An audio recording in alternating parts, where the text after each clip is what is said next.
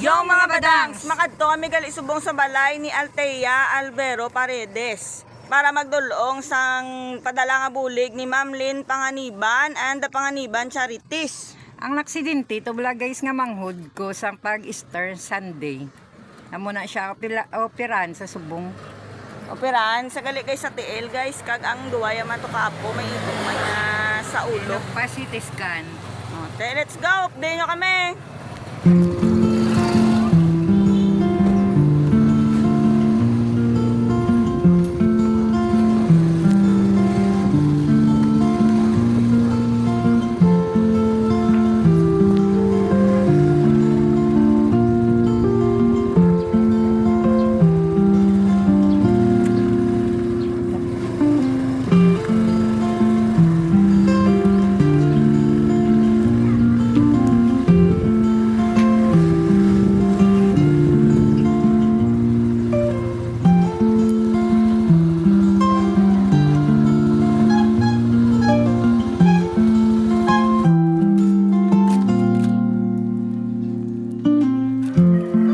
Guys, ari na tagi sa balay nila, guys.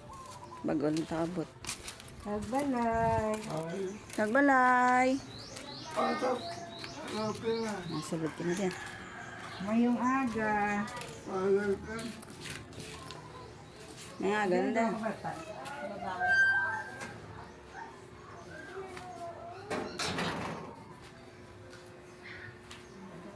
So guys, ari gali guys ang mga apo, gali guys ni Althea, gali guys so nga nadala sa aksidente sang Easter Sunday. Si Bambo kag si Crystal. Ulo gidang igo nila guys.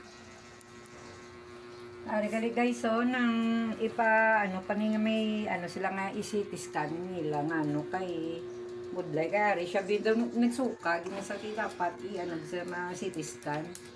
Tapos ari niya bata. Ay gali bata si Althea. Direta lang idulong siya guys ang gipadala ni Ma'am Lynn.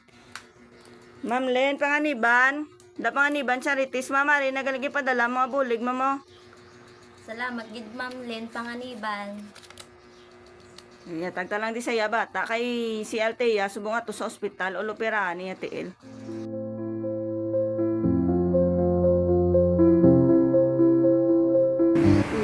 Salamat.